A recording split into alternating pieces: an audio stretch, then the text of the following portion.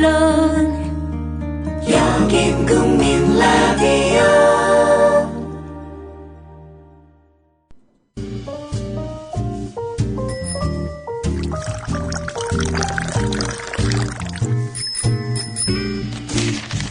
아침 신문 귀로 읽기 김용민 PD의 조간 브리핑.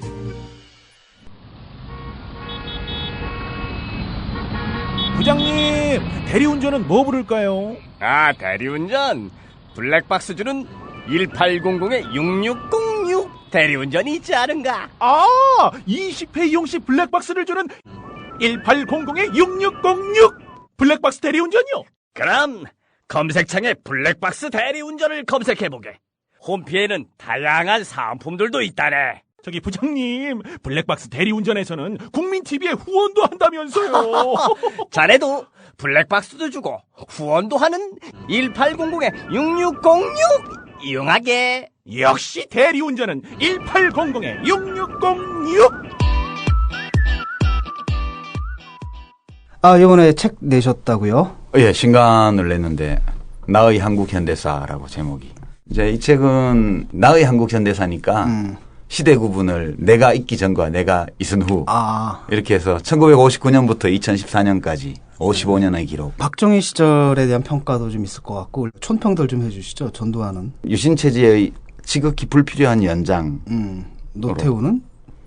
왜 있었는지 모르는 정부라고 일반적으로 얘기를 하지만 의외로 네. 가장 저평가된 대통령이라고 봐요. 네, 김영삼 대통령 같은 경우도 많이 했잖아요. 욕을 먹지만. 예, 김영삼 대통령은 그도 한때 정말 멋지고 빛나는 때가 있었다. 그렇죠. 그리고 이제 그 후에 김대중 대통령이죠. 우리 한국 현대사에 자기의 인격을 가장 깊이 각인시킨 인물, 이 박정희, 김대중 두 사람이다. 사실 오늘의 대한민국은 리더를 기준으로 본다면 이 두 분이 만든 나라라고 해도 좋을 정도 아니겠냐, 그렇게 봤죠. 이명박 대통령은? 언급할 가치가 별로 없더라고요. 4대강 말고는. 네. 예. 뭐 노무현 대통령에 대한 평가는 생략하겠습니다. 그 별로 너무 객관적일 것 같지 않아가지고. 예, 그 아무래도 그렇죠. 나의 한국 현대사 1959년부터 2014년 55년의 기록. 도서출판 돌베개에서 펴냈습니다.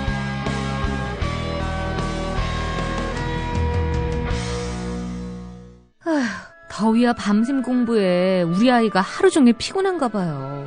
집에서 잘 때라도 편안하게 푹 잤으면 하는데. 이제 우리 아이 방을 자연 휴양림으로 만들어주세요. 피톤치드 캡슐 톡톡. 강력한 천연 항균은 기본. 피톤치드의 향기로움을 더해 기억력과 집중력을 향상시킵니다. 베개에 톡톡, 이불에 톡톡. 피톤치드와 함께 편안한 잠자리 톡톡. 검색창에 네이처 아이를 검색해보세요. 전국 약국에서도 판매 중입니다. 아참, 수익금의 일부는 국민TV에 후원됩니다. 참고하세요. 때는 바야흐로 힘없는 백성의 울분이 한겨울 눈처럼 소복소복 쌓여만 가는 2014년. 신여성스러운 그 이름 마녀 톡톡. 아이고 여보 영감, 신선한 야채는 삶아서 맛 좋은 과일은 신선함 그대로 동결 건조한 해땡 주스래요. 마누라야, 그럼 영양소 파괴 없이 한 봉지에 담겼겠구만. 한 봉지를 얼른 물에 타주시오.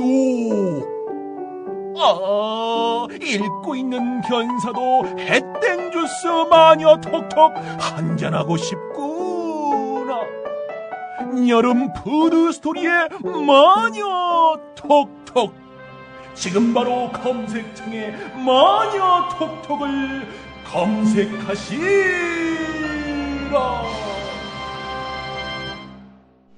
네, 8월 4일자 주요 조간신문이 전하는 기사 살펴보겠습니다. 김용민 PD의 조간 브리핑입니다. 안녕하십니까? 네, 안녕하십니까? 예. 주말 사이에 온 국민이 좀 경악스러워했던 사건이죠. 네. 이미 사건의 전모는 뭐 밝혀지고 있습니다만은 예. 군 폭력 문제인데요. 예. 이 문제부터 한번 짚어볼까요? 육군 28사단 집단 구타 사망 사건의 전말이 지난달 32일 인권단체의 군 수사기록 폭로가 공개되면서 많은 시민들의 경악을 자아냈습니다. 도대체 끊이지 않고 일어나는 군내의 가혹 행위와 관련해서 군에 뭔가 구조적인 문제가 있는 것 아니냐. 이런 이야기는 이번 처음이 아니죠. 과거부터 쭉 나왔던 이야기인데 제3 또 확인된 셈입니다. 이번 집단 구타 사건은 이 부대에서 대물림으로 계속 이어져 온 것으로 파악되고 있지만은 군 상급기관은 상황을 전혀 모르고 있었을 뿐 아니라 사건이 일어난 뒤 내놓은 대책도 새로운 게 없는 재탕이나 땜질 수준이기 때문에 군인권 침해를 차단하기에는 근본적으로 미흡하다는 그런 지적이 나오고 있습니다. 이번 사건과 관련해서 군 관계자는 군대는 병사들이 항상 머무는 곳이 아니고 일정한 인원이 계속 순환되는 곳이라서 지속적이고 주기적으로 교육이 이루어져야 하고 사회와 더불어서 문화가 바뀌어야 하는데 그런 면에서 군이 부족했던 것은 사실이다 이렇게 말했다고 합니다. 예. 군의 또 다른 관계자는 지금 현역 가용 자원은 34만여 명이고 실제 입영자는 32만여 명에 이른다면서 상황이 이렇다 보니까 입영자를 관리하는 군대의 부담이 크다 이렇게 호소를 했습니다. 사건이 터져야 대책을 마련하고 그것도 잠깐 시행하다 마는 이런 악순환이 계속되다 보니까 폭력 대물림이 이어진다는 겁니다. 군 당국은 이번 사건 직후 장단기 대응책으로 병역 내의 구타 그리고 가혹행위 같은 이런 부조리에 대해서 전수조사하겠다. 관심병사 관리 시스템에 대한 전면 재검토하겠다. 사병 전역자도 참여하는 민관군 병역문화혁신위원회 운영을 하겠다. 병사 고충 신고 그리고 처리 시스템을 개선하겠다. 뭐 이렇게 밝혔는데요. 글쎄요. 이 대책도 관행적이다. 이런 수식어가 붙네요. 예. 관행적인 대책들로 과연 군의 인권 침해 문화를 근본적으로 혁신할 수 있을지 역부족이다. 이런 지적이 적지 않다고 한겨레가 오늘 짚고 있습니다.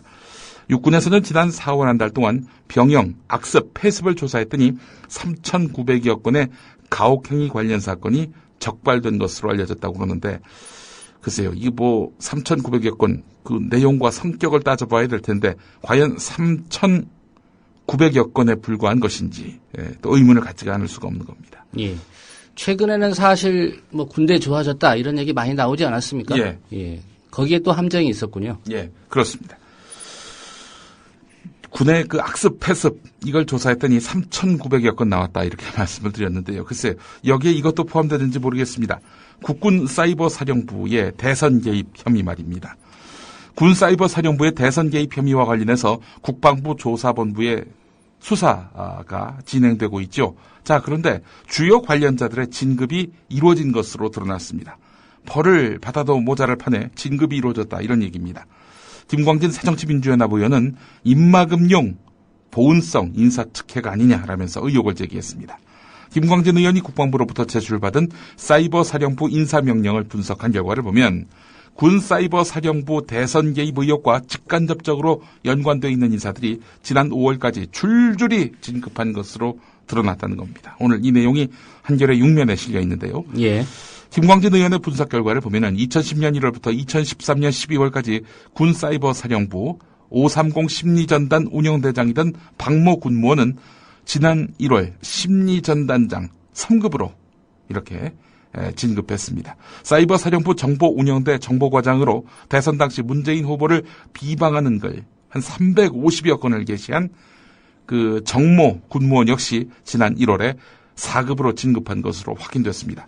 현역 군인도 마찬가지입니다. 사이버 사령부 핵심 부서인 3.1 센터장을 맡았던 신모 대령은 지난해 10월 준장으로 진급했고 사이버 사령부 사령관에 내정된 상태입니다. 또 대선 당시 청와대 국방비서관을 맡았던 윤영범 전 비서관은 지난해 1월 청와대에서 나온 뒤 곧바로 한국철도공사 코레일테크의 대표이사를 맡고 있습니다. 직무와 상관없는 곳이어서 취임 당시 낙하산 논란에 휘말리기도 했는데요. 예. 군 사이버 사령부를 관리 감독하는 상급 부서인 국방부 정책기획관을 맡았던 장혁 소장은 진급 뒤 지난 5월 청와대 국방비서관에 임명됐습니다. 자, 그렇다면 핵심 중의 핵심으로 꼽히는 연재욱 전 청와대 국방비서관과 옥도경 전 사이버 사령관 어떻게 됐는가? 최근 형사 입건돼서 불구속 상태로 조사를 받은 것으로 알려졌는데요. 하지만 김광진 의원은 사이버 사령부 대선 개입의 핵심 3인방으로 꼽히는 연재옥 전 비서관과 옥도경 전 사이버 사령관, 그리고 이모 전 사이버 사령부 심리전단장, 이 세 사람은 남은 임기를 보장받고요. 정년 퇴직할 것으로 예상돼서 연금 수령에 있어서 불이익은 없을 것으로 보인다. 이렇게 또 언급했습니다. 예, 대부분이 보훈성 인사 의혹이 있다 이런 주장인데요. 예. 누가 누구에게 보훈의 인사를 했다는 건지 예, 이해는 되실 것 같습니다. 예, 따져보면 다 나오죠. 예. 조선일보 6면으로 가보겠습니다. 730 재보선 패배 이후 안철수 전 공동대표에 대한 비난이 쏟아지자 당 일각에서는 이젠 자제하자는 목소리가 나왔다. 이렇게 조선일보가 전하고 있습니다. 안철수를 버리면은 도로 민주당 된다. 뭐 이런 제목을 달았는데요. 당내에서는 그동안 재보선 패배와 관련해서 안철수 전 대표를 향해서 지도부의 공천 전횡, 새정치의 실패라면서 비난 여론이 이어졌는데 한 재선 의원은 새정치연합 안에서 안철수 죽이기가 계속된다면 결과적으로 도로민주당으로 돌아가는 것이라면서 당 혁신을 위해서는 안철수 전 대표로 상징되는 가치도 잘 키워낼 필요가 있다. 이렇게 말했다는 겁니다. 다른 어떤 신문에서도 볼 수 없는 안철수 지키기, 조선일보가 왜 오늘 이런 내용을 보도했을까요? 조선일보는 사실 새정치민주연합의 장래를 진심으로 걱정하는 신문이 아닌 것으로 그동안 평가받아 왔는데요. 이런 신문에서 안철수 지키기에 나선 것, 글쎄요, 안철수 대표에게 도움이 될지 이건 또 알 수 없는 일입니다.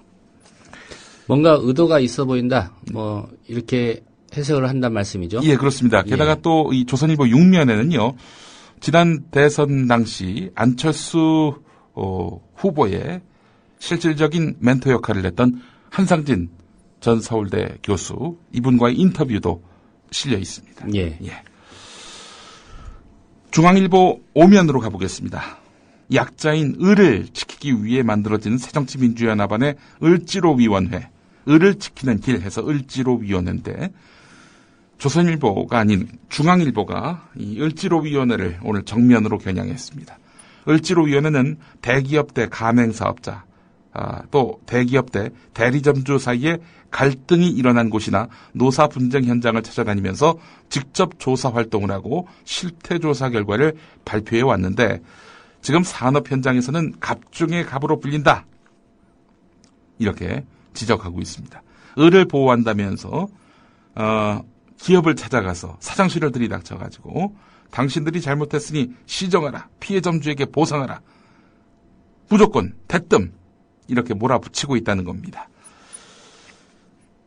을지로위원회는 남양유업을 시작으로 해서 기억하시죠? 그 욕설 파문. 이 남양유업을 시작으로 해서 농심, 크라운베이커리, 롯데, 농협, 미니스톱, 티브로드, KT 국순당, LG U+, 아모레퍼시픽, 홈플러스, 삼성 등의 분쟁 현장을 다녔는데 을지로위원회가 거쳐간 사업장은 대기업과 중소업체 그리고 대리점, 가맹사업자의 그 불공정한 관계를 이슈한 공로도 있지만 하지만 개별 기업의 문제점에 끼어들어서 대기업, 중소기업 사이에 또 기업과 대리점 사이에 노사 간의 갈등의 골을 깊게 만들고 공정거래 기준을 넘어선 양보를 한쪽에 강요하고 불공정 행위를 조사한다면서 법적 권한도 없이 기업 내부 자료 제출을 강요하는 데서 발생하는 문제점이 커지고 있다.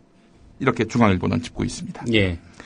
을지로위원회의 요구대로 하다 보면 과도한 부담을 지기 때문에 기업으로서는 대리점들과의 거래를 끊고 본사 직영체제로 전환할 가능성도 있기 때문에 이렇게 되면 고스란히 영세 자영업자들에게 그 피해가 돌아갈 수밖에 없다. 중앙일보는 또 이렇게 지적합니다. 그러면서 중앙일보는 새누리당 환경노동위원회 간사를 맡았던 김성태 의원의 코멘트를 땄는데요. 산업 현장에서는 을지로위원회를 가리켜서 불을 지른 다음 또 다른 곳으로 불을 지르러 떠나는 화전민 또는 노마드를 이제 그 유목민이라고 하죠. 예. 이 노마드에 비유한다 이렇게 말하기도 했습니다. 그럼 대기업들이 이런 논란이나 분쟁이 없도록 잘하든가, 뭐 기업들이 앞으로 잘하겠다라는 다짐이나 혹은 뭐 이 보장 장치 없이 을지로위원회 이거 문제 많다 그만해라. 이게 일방적인 기업의 입장만 대변하는 거 아니겠습니까? 중앙일보의 이 보도 보면서 참 염치가 없다. 730 재보선이 참 많은 사람들의 민낯을 드러내고 있구나. 그런 생각을 또 하게 만듭니다. 염치가 없기 이럴 데 없는 당, 새누리당이죠. 특히 세월호 유족들을 향한 이런 비방 또 그리고 홀대 도를 넘어가고 있는 형국입니다. 세월호 참사 유족들 오늘 한국일보 구면에서 만날 수 있는데요. 예. 세월호 참사 유족들은 730 재보선 이후 여야 정치권의 반응에 크게 분개하고 있다고 합니다. 새누리당에 대해서 왜 분개하는지는 굳이 설명을 안 드려도 다 아실 겁니다. 세월호 특별법 제정 촉구를 위한 1000만인 서명운동을 전개하고 있는 유족들을 한국일보 기자가 만났는데 재보선 선거구 15개 곳 가운데 11곳을 휩쓴 새누리당이 선거 압승을 마치 대다수 국민들이 세월호 특별법 제정을 부정적으로 본 결과로 호도하고 있다면서 분개해야 하고 있다. 이렇게 한국일보는 전하고 있습니다. 한 50대 유족은 새누리당의 승리는 야당의 전략공천 실패 등 복합적인 요인 때문이지 세월호 특별법 반대 민심이 작용한 것이 아니다. 그런데도 불구하고 새누리당이 세월호 특별법 제정을 요구하는 많은 국민들을 외면하고 있는데 낭패를 보게 될 것이다. 이렇게 꼬집었습니다. 실제로 한국갤럽 여론조사를 보더라도 수사권을 줘야 한다. 이런 견해가 54%로 수사권을 주지 말아야 한다라는 의견 24%의 2배를 넘고 있습니다. 자, 유족들은 새누리당뿐만 아니라 새정치연합 행태도 꼬집고 있습니다. 한 유족은 책임지고 특별법을 제정하겠다던 새정치민주연합 제도부가 선거 패배 후에 뚜렷한 대책 없이 물러났다면서 참으로 무책임한 행동이다라면서 분노를 터뜨렸습니다. 예. 이 유족은 결국 당의 이익을 위해서 유족들을 이용한 것이고 여야 할 것 없이 정치인들을 다 믿을 수 없다. 이렇게 말했다고 합니다. 예. 유족들 입장에서는 사실 이런 반응 보일만 한 것 같습니다. 그렇죠. 예. 자, 김태흠 의원의 발언 이미 보도가 돼서 다 아실 겁니다. 세월호 유가족들을 가리켜서 노숙자에 비유하지 않았습니까? 세월호 참사를 조류 인플루엔자에 비유하기도 하고 또 교통사고에 비유하기도 하고 아주 작심한 듯이 돌아가면서 약속이나 한 듯 망언을 퍼부어대고 있습니다. 김태흠 의원 국회 본청 앞에서 농성 중인 세월호 유가족들을 보면서 기자들에게 어디 노숙자처럼 있는 저런 모습은 바람직하지 않다 이렇게 말을 해서 논란을 일으킨 바 있습니다. 김태흠 의원 이런 망발에 대해서 조동원 전 새누리당 홍보본부장이 페이스북에 글을 하나 남겼군요. 왜 노숙자니 교통사고니 하는 발언으로 갈등을 유발하고 상처를 주는 거냐. 이런 발언과 행태는 구태 그 이상도 그 이하도 아니다. 라고 질타했다는 겁니다. 선거가 끝난 지 얼마나 됐다고 다시 구태가 돼서 이렇게 돼가는 것이 걱정스럽다. 새누리당 의원들에게 제발 부탁드리는데 아무리 옳은 의견이라도 세월호 유가족들의 마음을 아프게 하면 안 된다. 이렇게 호소했습니다. 아니 아무리 옳은 의견이라도 그러면은 조류 인플루엔자, 교통사고, 노숙자 이렇게 비유하는 것이 옳다. 이런 의견일 수도 있다는 건가요? 예. 근데 하여간 이런 말 유족들에게 왜 상처를 주나. 그러니까 선거 쇼한다고 그러지. 이런 조동원 본부장의 발언으로 인해서 결국 김태흠 막말은 새누리당 책임으로부터 분리가 되는 것입니다. 예. 진정성의 문제겠죠. 진정성을 좀 따져본다면은 이 조동원 말 한마디로 김태흠 발언이 용서되거나 혹은 희석되거나 그럴 성질의 것은 아닌 것으로 보입니다. 경향신문 일면으로 가보겠습니다. 노후 원전 피해로라는 것이 뭐냐면은 원자로를 해체하는 거지요. 낡아서 오래된 그런 원전 없애야 하는데 한국만 눈 감고 있다. 이런 얘기입니다. 미국은 17기, 독일은 16기, 일본은 7기 이렇게 원자로가 해체됐는데 한국은 0기입니다. 아시는 대로 제일 먼저 만들어진 고리원전 1호기 아직도 운행되고 있지 않습니까? 문 닫아야 되는데 10년 더 쓰겠다. 그런다는 거 아니겠습니까? 이에 대해서 이름이 참 어렵습니다. 베아테 칼렌바흐 허버트 독일 생태연구소 원자력 공학 시설 안전부장이 경향신문 기자와 만나서 웃음을 빵 터뜨렸다고 합니다. 정말요? 예. 이 무슨 얘기냐. 설계 수명이 다한 원전의 수명 연장을 한국이 계속 추진하고 있다는 그 말을 듣고 나서 빵 하고 터뜨렸다는 겁니다. 어이없어하는 박장대소였다는 거지요. 불과 3년 전 일본의 원전 사고를 바로 옆에서 지켜본 나라의 움직임으로는 믿어지지 않는다는 겁니다.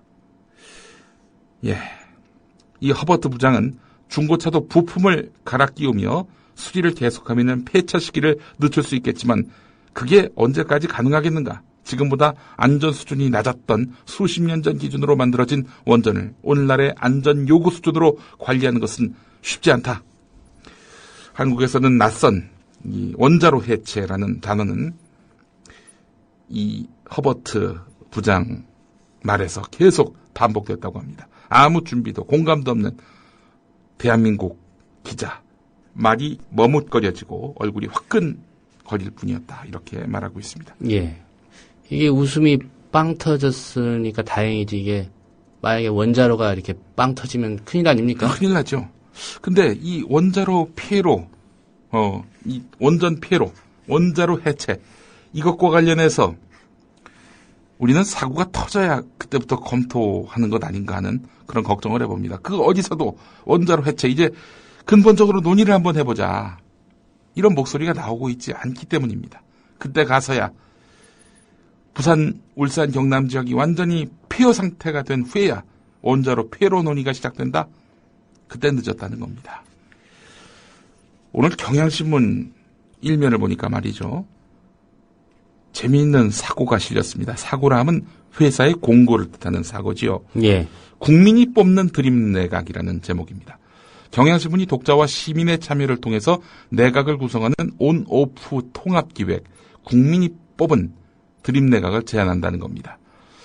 불통인사에 대해서 이렇게 좋은 사람들이 있으니까 이 사람들 중에서 고르면 될 거 아니냐 라고 이렇게 경향신문이 청와대를 압박하는 그런 양상입니다. 예. 각계의 의견을 모아서 정리해 놓은 인사들, 이 인사들 중에서 골라달라 이러면서 경향닷컴에서 선택해달라고 요청을 했는데 말이죠. 그런데 경향신문이 거론한 이른바 드림 내각의 후보들, 이 후보들을 보면은 어이없는 경우가 적지 않습니다.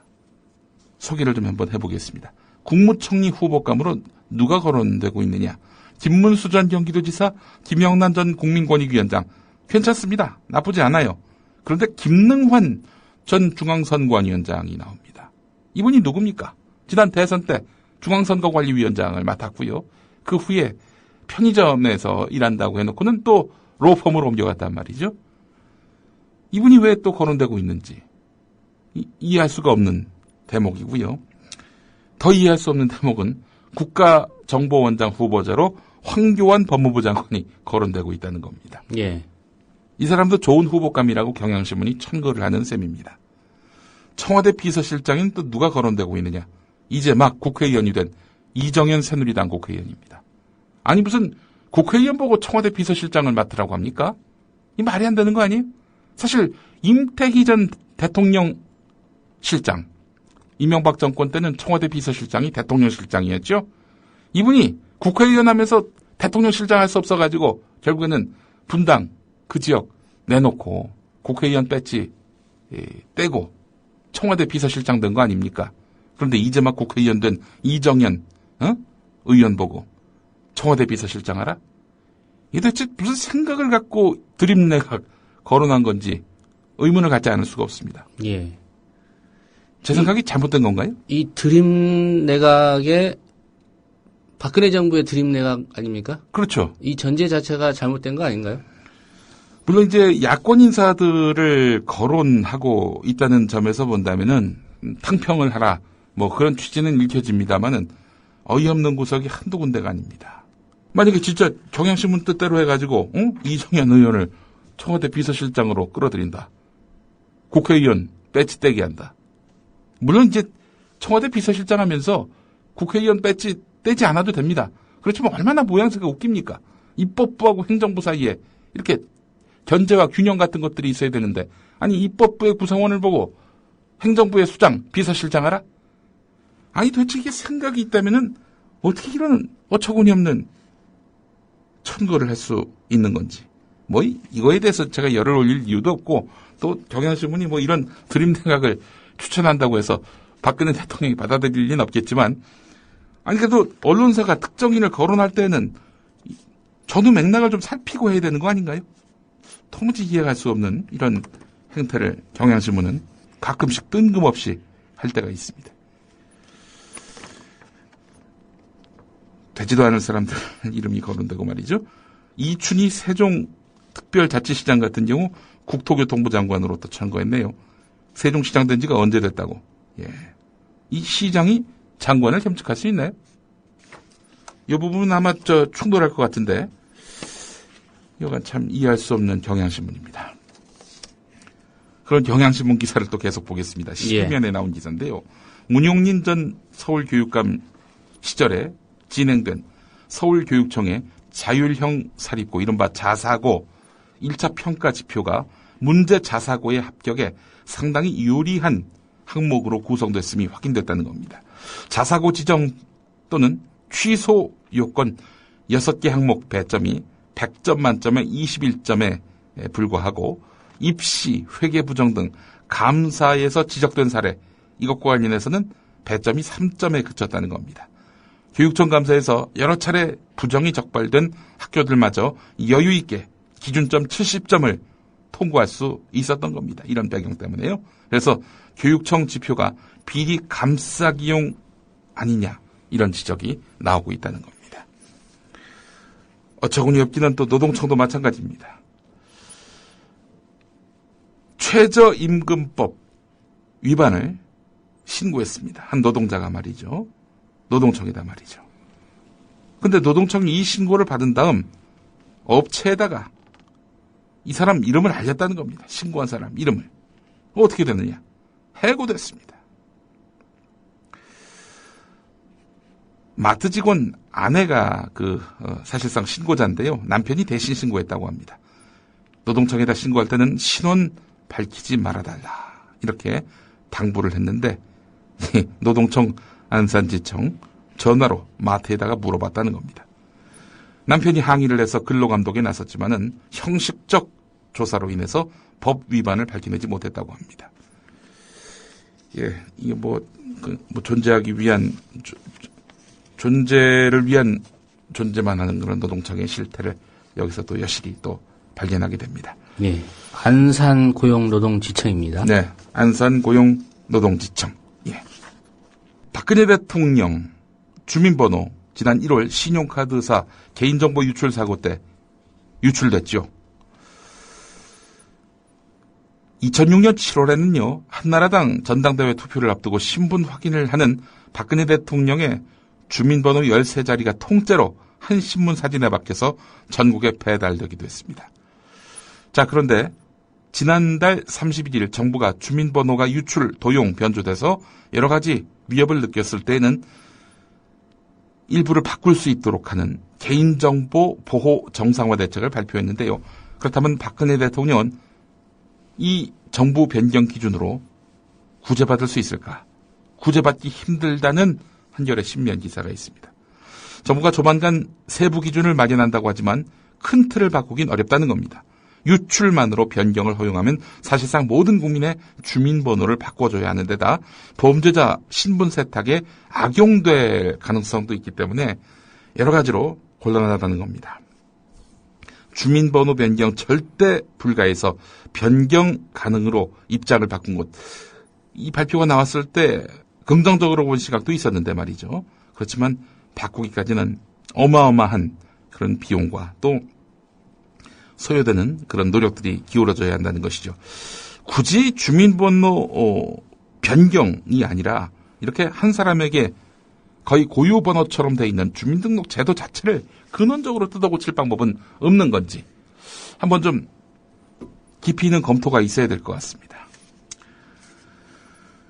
중앙일보 15면을 보겠습니다. 김포공항이 서울공항으로 이름을 바꾼다고 합니다. 왜냐? 김포공항이 경기도 김포시에 있는 게 아니거든요.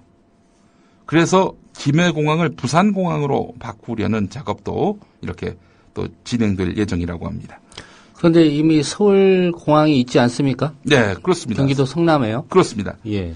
근데 이제 경기도 성남에 있는 서울공항 같은 경우 그 군공항이죠. 예, 또 대통령 출국하고 입국할 때 이용하는 공항이기도 하고요. 예, 그래서 뭐 이름 바꾸는 게 어렵지 않을 것 같다라는 것이 또 관가의 그런 기류라고 합니다.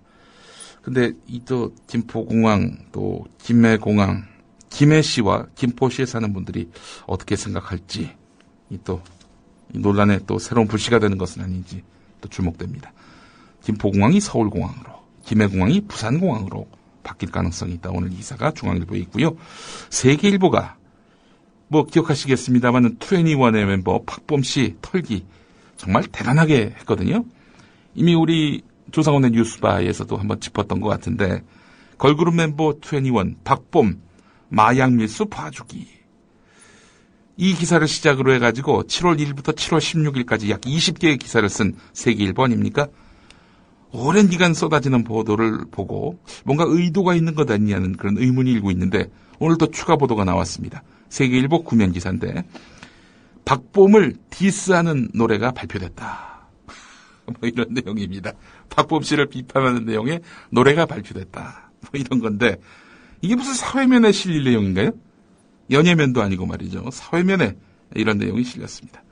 언론계 안팎에서는 세계일보가 박범의 마약 밀수 의혹 보도를 통해서 사실상 검찰을 겨냥하고 있다. 이런 쪽에 방점을 찍고 있다고 그러는데 다른 신문들이 잘 받아주지 않고 있어서 약간 또 오늘 이 기사로 인해서 빈축이 또 나올 것 같습니다. 예, 가사 자체가 기사군요. 예. 예. 가사가 어떤 내용이죠? 약해, 약에 빠졌어. 젤리박스에 약이 빠졌어. 사라진 네 내장 누가 봐줬어. 리듬까지 넣으시고, 예.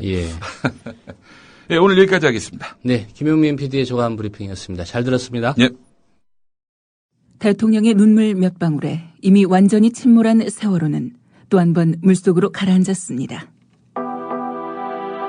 수학여행을 가던 길이었는데 정말 다행스럽습니다. 전원이 다 구조됐다는 소식, 이 소식 전해드립니다. 군 당국은 해군 함정들은 물론이고 육군과 공군까지 동원 가능한 모든 전력을 침몰 사고 현장에 급파했습니다. 담화 내용을 보면요, 예상을 뛰어넘은 일종의 국민들한테 좀 충격을 준 것 같습니다. 그런 면에서 본다면 대통령의 이제 담화는 매우 성공적이었다, 저는 그렇게 보여지고요. 유병헌 씨의 도피를 돕다가 체포된 30대 여성 신모 씨의 모발과 순천 별장에서 가져온 체액이 묻은 휴지의 DNA 검사 결과가 언론이 사회의 공기라고요?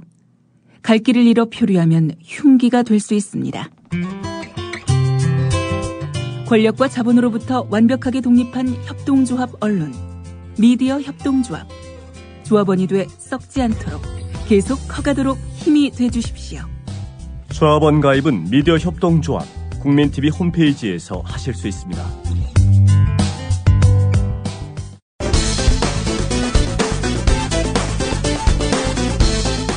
윤일병 폭행 사망 사건과 관련해 오늘은 국방장관이 여당 최고위원회의에 불려가 거센 질타를 받았습니다. 상해치사가 아니라 살인이다. 문책 범위가 이것밖에 안 되느냐. 이런 질책이 쏟아졌습니다. 최고위원들의 질타가 쏟아졌고 김무성 대표는 책상까지 치며 분노를 표시했습니다. 분명히 살인 사건입니다. 어떻게 이런 일이 벌일 수 있어요? 에? 장관 자식도 없어요? 모처럼 속 시원한 말씀을 하신 김무성 새누리당 대표님의 이 말씀을 다른 경우, 즉 세월호 참사 사건에 갖다 붙여볼까요? 우선 홍문종 사무총장. 기본적인 입장도 이제 교통사고다. 이런 입장에 동의하신다는 말씀인가요? 이게 이제 일종의 이제 해상 교통사고라고 볼 수가 있는 거 아니겠습니까? 해상 교통사고로 좀 출발해야 된다. 이제 그런 말씀이군요. 네. 그리고 천안함 사태 때보다 과잉 배상해서는 안 된다. 또 그런 말씀이고요. 하여간 유족들한테는 죄송해요. 그러나 우리가 이제 국가 전체를 운영해야 되는 그런 측면에서 살펴보면 지금 야당이 주장하는 특검은 그야말로 우리의 사법형사 체계의 근간 법치주의를 흔들고 있는 것이 아닌가 이런 걱정들이 있어요. 우리가 이게 정치적 중립을 훼손할 수 있는 그런 특별법을 만들어서는 안 되는 것이 아닌가 그런 생각을 하고요. 김무성 대표는 책상까지 치며 분노를 표시했습니다. 분명히 살인 사건입니다. 어떻게 이런 일이 벌일 수 있어요? 에? 자식도 없어요? 다음은 황교안 법무부 장관. 수사권을 가지고 기소권을 가진다는 거는 새로운 검찰이 하나 생기는 거예요. 그렇죠? 그렇습니다. 그렇기 때문에 이거는 헌법적 근거가 있어야 되는 겁니다. 지금 문제되는 것은 그런 헌법적 근거나 그것이 없는 상태에서 형사사법 기본에 관한 근간에 관한 것을 이야기하기 때문에 그것은 헌법적이지 못하다. 위헌적 요소가 있다. 이런 말씀을 드리는 겁니다. 김무성 대표는 책상까지 치며 분노를 표시했습니다. 분명히 살인 사건입니다. 어떻게 이런 일이 벌어질 수 있어요? 예? 장관 자식도 없어요?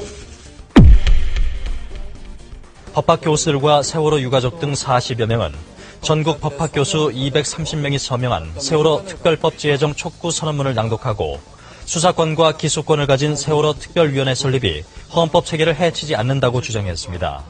4.16 특별법안에서 위원회에 수사권을 주는 것이 이와 같은 특별검사 제도와 무엇이 다릅니까?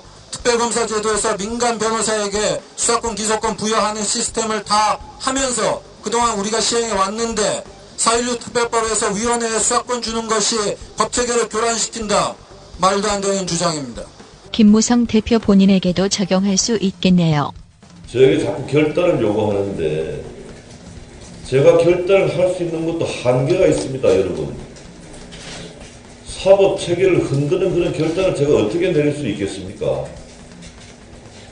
형사사법 체계를 흔드는 그러한 것은 저희들이 무슨 권한으로 이걸 받고 있습니까?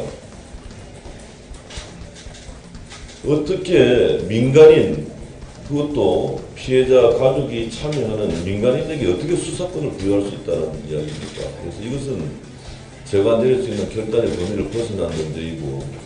김무성 대표는 책상까지 치며 분노를 표시했습니다. 분명히 살인 사건입니다. 어떻게 이런 일이 벌어질 수 있어요? 예? 자식도 없어요? 자식도 없어요? 자식도 없어요? 사는 게 아니에요.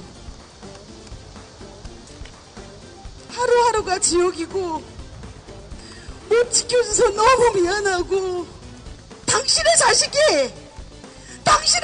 그렇게 진도 바닷가에 처박혔어도 이런 식으로 하실 겁니까? 뱃속에서 열대를 가지고 있다 나온 내 새끼라고요.